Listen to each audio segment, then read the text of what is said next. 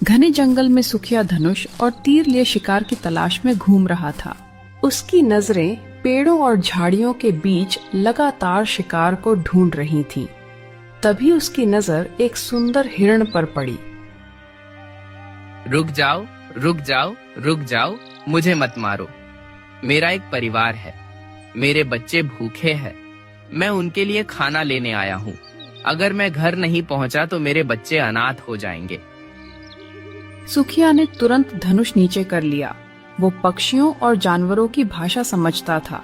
इसी वजह से गांव वाले उसे विचित्र शिकारी कहते थे। ठीक है, चलो, मैं कभी किसी भूखे जानवर का शिकार नहीं करता। जाओ, लौट जाओ तुम। सुखिया की बात सुनते ही हिरण तेजी से दौड़ा और उसकी आंखों के सामने से ओझल हो गया।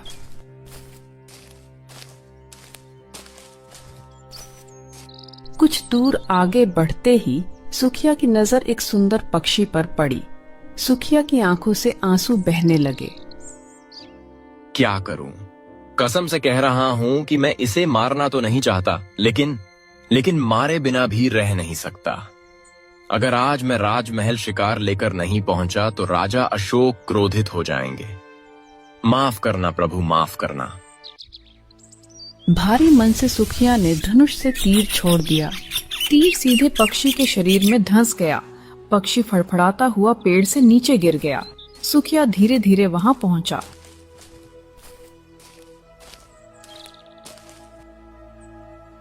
उसने घायल पक्षी को उठाया और बिना कुछ बोले राजमहल की ओर चल दिया।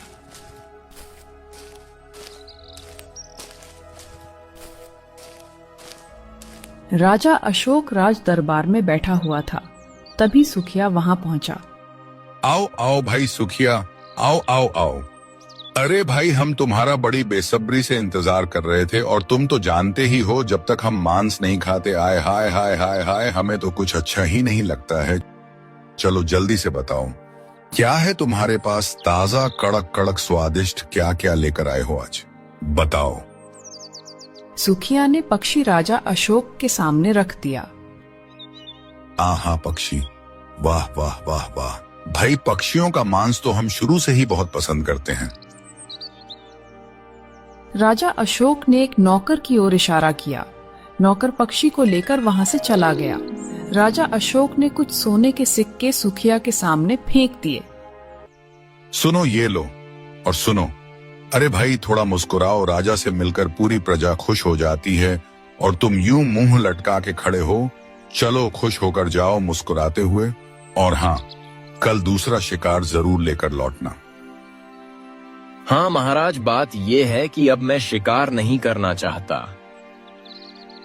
ओहो हो, फिर से वही बात। अरे तुम हर दिन यही बात कहते हो और तुम्हें तो मेरा जवाब पता ही है मैं क्या कहता हूँ। महाराज, आपके राज्य में बेशुमार शिकारी हैं। आप मेरे ही पीछे क्यों पड़े रहते हैं?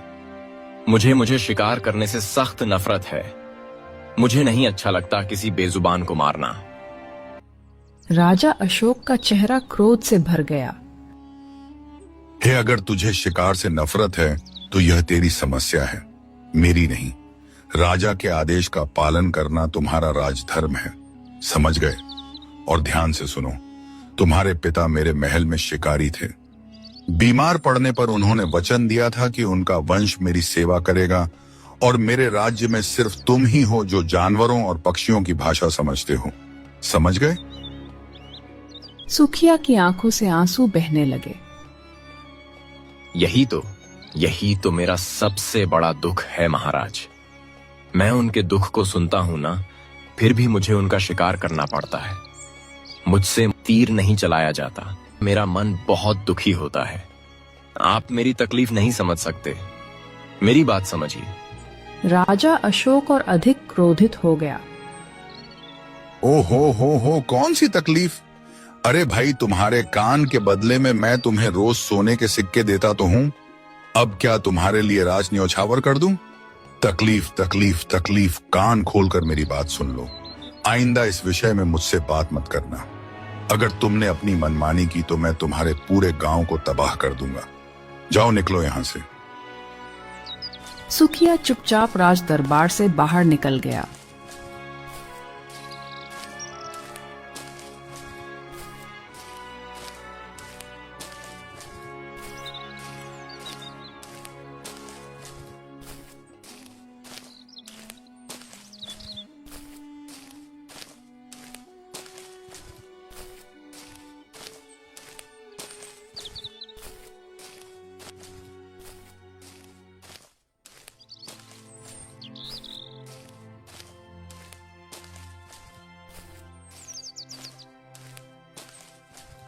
कुछ देर बाद सुखिया अपने घर पहुंचा और सोने के सिक्के अपनी पत्नी गौरी के सामने रख दिए। गौरी ने सुखिया का उदास चेहरा देखा।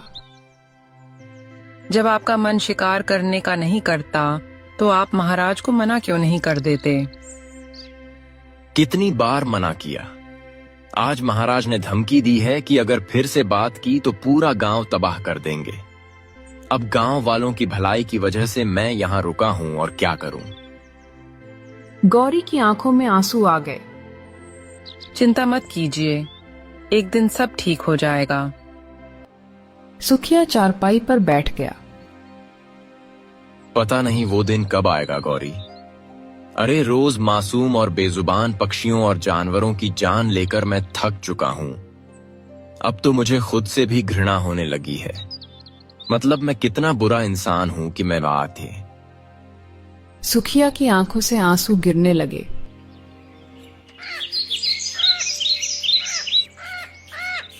अगली सुबह सुखिया नींद से उठा और चुपचाप जंगल की ओर चल पड़ा।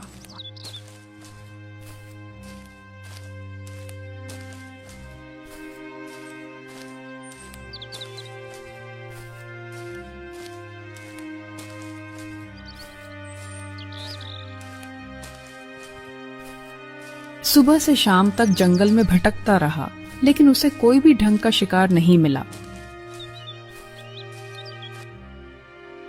सूरज ढलने लगा था।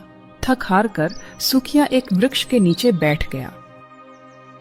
अरे रे रे रे रे, थक गया रे शिकार ढूंढते ढूंढते। आज तो एक भी शिकार ही नहीं मिला। अगर खाली हाथ गया तो महाराज तो यही सोचेंगे कि मैंने तो जानबूझकर शिकार नहीं किया। तभी उसकी नजर एक छोटी सी चिड़िया पर पड़ी। मुझे मत मारो शिकारी, मैं तो एक छोटी सी साधारण चिड़िया हूँ। मुझे मारकर तुम्हें क्या मिलेगा? हम कहां से ढूंढूं आज? आइए है ओ चिड़िया रानी, मैं समझता हूं, लेकिन मैं क्या बताऊं तुम्हें, मारना मेरी मजबूरी है। ऐसी भी क्या मजबूरी है तुम्हारी? सुखिया ने सारी घटना चिड़िया को बता दी। जिस दिन मैं शिकार लेकर महाराज के सामने नहीं पहुंचा, उस दिन वो मेरे पूरे गांव को तबाह कर देंगे। यूं समझ लो सैकड़ों लोगों की जिंदगी का सवाल है यह। चिड़िया यह सुनकर चौंक गई। मेरी जान बख्श दो। चाहकर भी नहीं। शाम हो गई है। अब मैं कहां नया शिकार ढूंढूंगा। महाराज मेरा इंतजार कर रहे होंगे। माफ करना चिड़िया रानी, माफ करना। यहाँ से कुछ दूर एक तालाब है। उस तालाब में एक बहुत सुंदर बगुला रहता है। उसी का शिकार कर लो।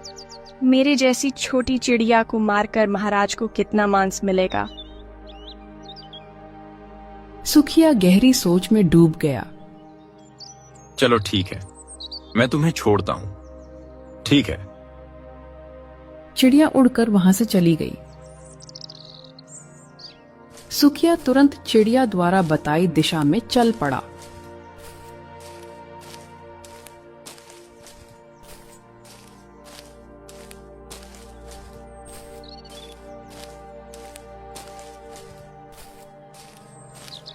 बहुत दूर चलने के बाद उसको सामने एक सुंदर तालाब दिखाई दिया।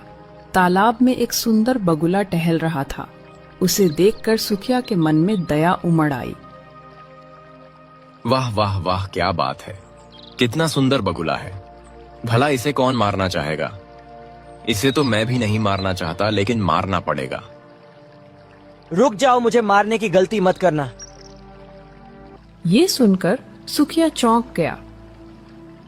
अरे मैं जानवरों और पक्षियों की भाषा समझता हूँ, लेकिन तुम तो सचमुच मनुष्य की भाषा बोल रहे हो। आखिर कौन हो तुम? तभी पीछे से एक और आवाज उसके कानों में पड़ी। इसका रहस्य तुम बहुत जल्दी जान जाओगे। सुखिया पलटा। उसके सामने एक सुंदर बगुला खड़ा था और पहले बगुले के पास खड़ा हो गया। जाकर महाराज से कहो कि आज कोई शिकार नहीं मिला। जाओ। अरे लेकिन अगर महाराज ने यह सुन लिया, वो पूरे गांव में तबाही मचा देंगे। वो मैं क्या बोलूं, समझो। ऐसा कुछ नहीं होगा। तुम महाराज से बस इतना पूछना, क्या वह जानते हैं कि उनका पुत्र राजकुमार आदित्य कहाँ है? यह सुनकर सुखिया चौंक गया। सुखिया ने दोनों बगलों को ध्यान से देखा। हाँ, मैं दावे के साथ कह सकता हूँ कि तुम दोनों कोई साधारण बगुले नहीं हो। तुम दोनों मनुष्य की आवाज में बोल रहे हो। कोई ना कोई तो रहस्य है। खैर चलो। इतना कहकर सुखिया वापस महल की ओर चल पड़ा।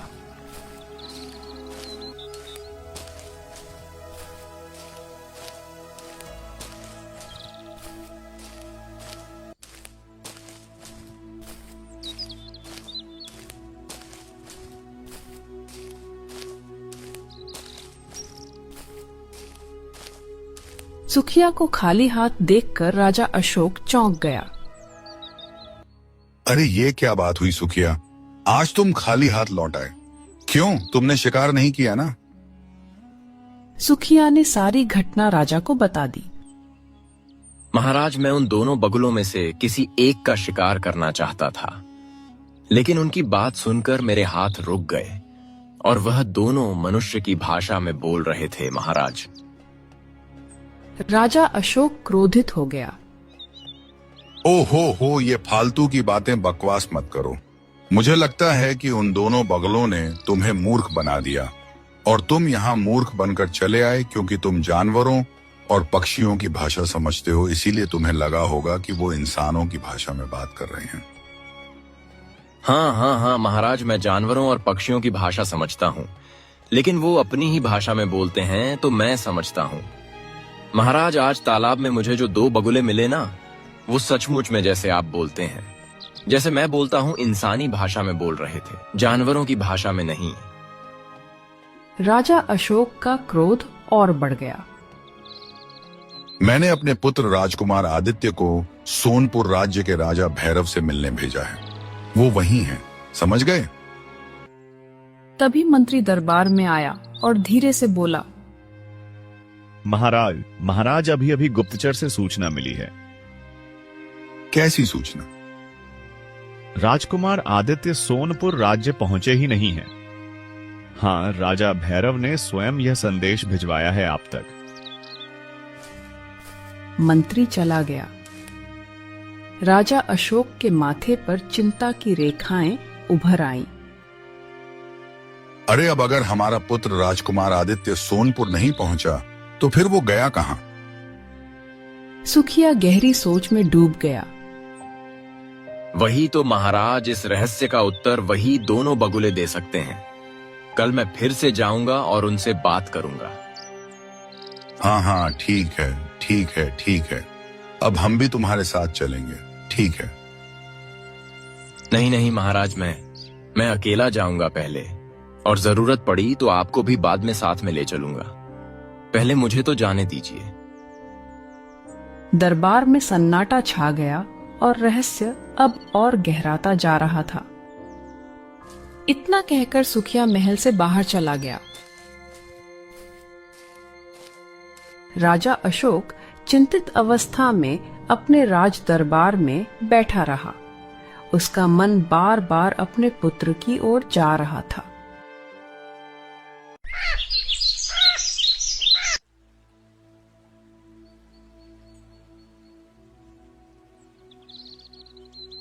अगली सुबह सुखिया उसी तालाब के पास पहुंचा।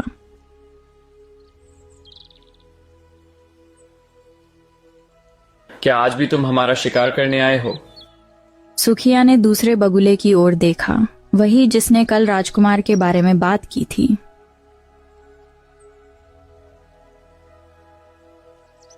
नहीं, आज ये शिकार करने नहीं आया। आज ये उस प्रश्न का उत्तर लेने आया है जो मैंने कल इससे पूछा था। क्यों, सही कहा ना मैंने? क्या तुमने अपने राजा से उसके पुत्र के बारे में बात की? हाँ, मैंने बात की।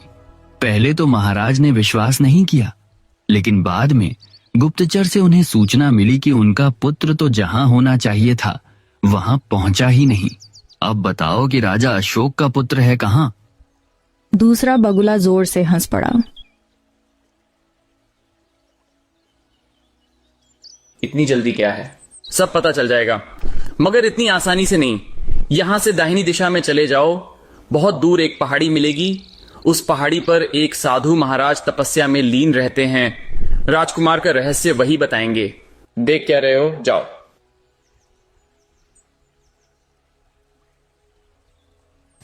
सुखिया तुरंत बगुलों द्वारा बताए रास्ते पर चल पड़ा।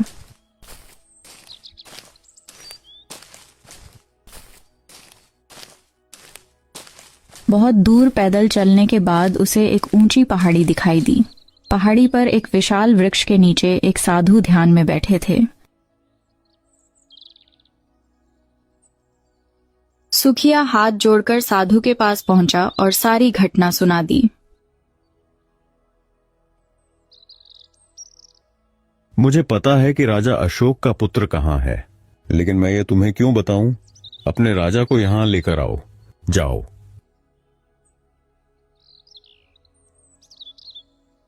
सुखिया बिना कुछ कहे वापस महल की ओर लौट गया। सुखिया ने राजा अशोक को सारी बात बता दी। हाँ हाँ, तो ठीक है, चलो, हम अभी चलने के लिए तैयार हैं। अभी चलो चलो।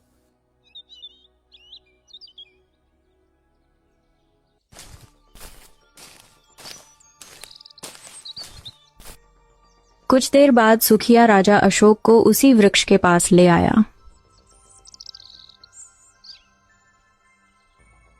प्रणाम साधु महाराज, हमें कल से नींद नहीं आई, बड़ी बेचैनी हो रही है। हमें तो हमेशा से यही लगता रहा कि हमारा पुत्र सोनपुर में होगा, लेकिन वहां नहीं है। राजन, यदि तुम अपने पुत्र का सत्य जानना चाहते हो तो तुम्हें एक कहानी सुननी होगी। यह कहानी तुम्हारे पुत्र पर ही आधारित है। कुछ समय पहले राजकुमार आदित्य जंगल होकर सोनपुर की ओर जा रहा था। घने जंगल से गुजरते समय उसे तेज प्यास लगी।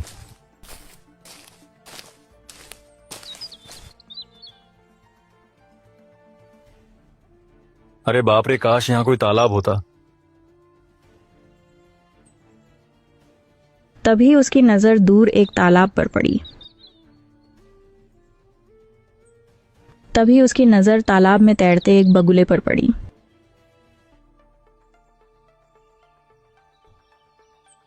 हाँ, पिताजी कहते हैं बगुले का मांस बहुत स्वादिष्ट होता है। हम रास्ते में भूख लगी तो इसे भून कर खा लूंगा। यह सही खाना है अपना।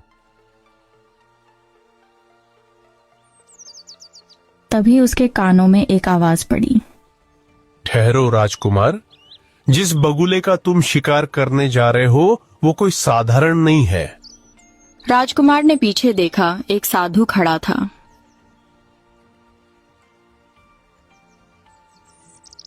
तुम्हारे पिता ने जंगल में आतंक मचा रखा है। कई निर्दोष जानवर और पक्षी अकाल मृत्यु का शिकार हो चुके हैं, लेकिन तुम कम से कम उनके जैसे मत बनो। अरे तो क्या हो गया? मेरे पिता मांसाहारी हैं तो मांस तो खाएंगे ही। मांस खाना बुरा ही नहीं है। राजकुमार, लेकिन हर प्राणी की हत्या करना अधर्म है। इस बगुले का शिकार मत करना, यह मेरी चेतावनी है।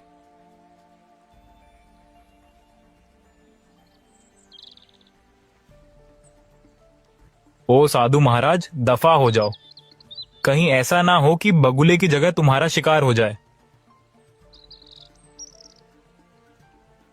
तभी बगुले ने रहस्यमयी स्वर में कहा, तुम्हें चेतावनी दी गई थी, अब तुम्हें इसका दंड भुगतना होगा। अगले ही पल बगुले की आंखों से रंग बिरंगी किरणें निकलीं। क्षण भर में राजकुमार आदित्य स्वयं एक बगुले में परिवर्तित हो गया।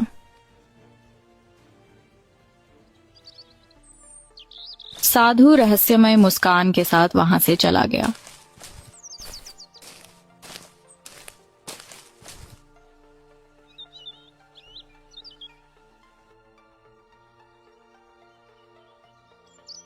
राजा अशोक और सुखिया सन्न रह गए। ओह, तो आपके कहने का मतलब ये है कि मेरे पुत्र को उस बगुले ने श्राप दे दिया और मेरा पुत्र स्वयं बगुले में बदल गया। साधु ने रहस्यमय दृष्टि से राजा की ओर देखा। हाँ बिल्कुल, आओ मैं तुम्हें तुम्हारे पुत्र से मिलवाता हूँ। आओ मेरे पीछे आओ।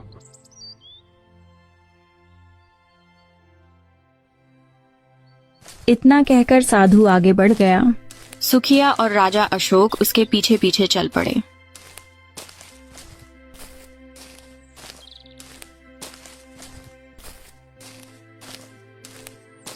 कुछ ही देर बाद वे उसी तालाब के पास पहुंचे जहां 2 सफेद बगुले तैर रहे थे। इन दोनों बगुलों में से एक तुम्हारा पुत्र है, ध्यान से देखो। राजा अशोक ने दोनों को ध्यान से देखा। लेकिन साधु महाराज, इनमें से मेरा पुत्र कौन है?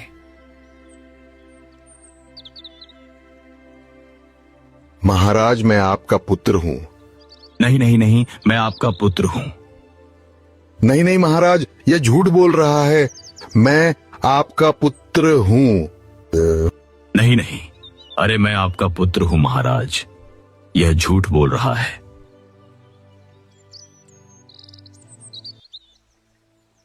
राजा अशोक भ्रम में पड़ गया और साधु की ओर देखने लगा।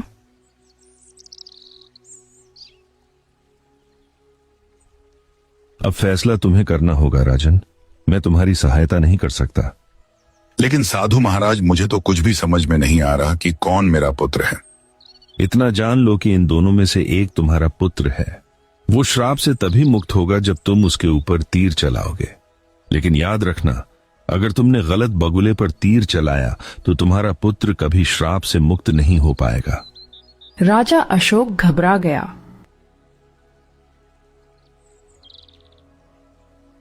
और अगर गलत बगुले पर तीर चला दिया तो फिर तुम्हें बहुत अच्छा लाभ होगा। कम से कम तुम्हें बगुले का मांस तो खाने को मिल जाएगा। बड़ा मीठा होता है ना मांस उसका। यह सुनते ही राजा अशोक की आंखों से आंसू बहने लगे।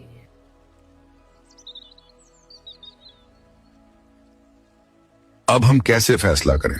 हम तो पहचान ही नहीं पा रहे हैं कि हमारा पुत्र कौन है।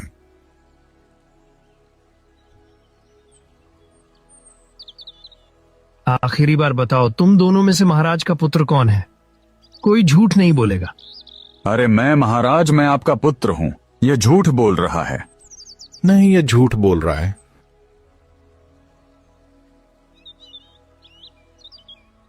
अगले ही पल सुखिया ने बड़ी फुर्ती से दूसरे बगुले पर तीर चला दिया।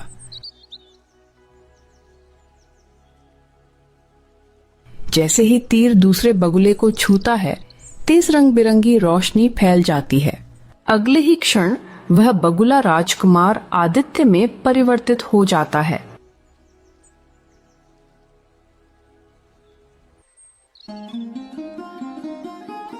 राजा अशोक स्तब्ध रह जाता है।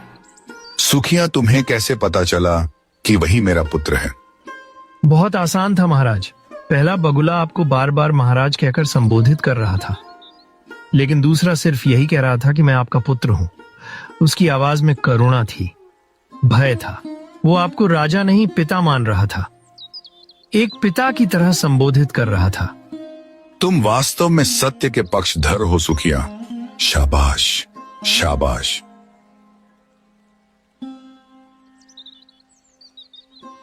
अगले ही पल पहला बगुला भी रंग बिरंगी रोशनी में बदलने लगा।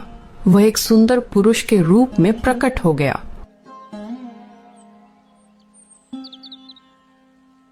मैं इस जंगल का रक्षक हूँ। राजा अशोक, बताओ आज तुमने क्या सीखा?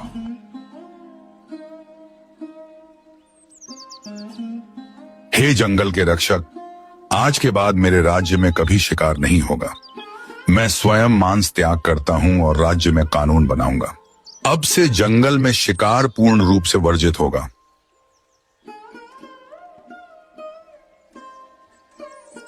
जंगल का रक्षक मुस्कुराया। वह रंग बिरंगी रोशनी में विलीन हो गया। साधु भी बिना कुछ कहे वहां से चला गया। राजा अशोक अपने पुत्र आदित्य को लेकर महल लौट आया और उसी दिन सुखिया शिकार के बंधन से मुक्त हो गया।